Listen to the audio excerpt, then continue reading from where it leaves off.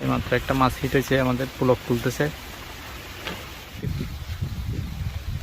রুই মাছ মনে হচ্ছে নাকি মাল হলো বড়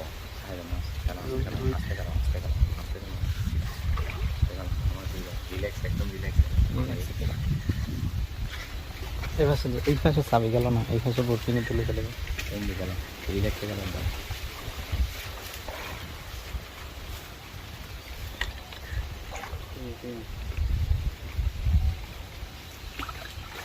আসতে নটা নেও, লক ফেলাই দাও।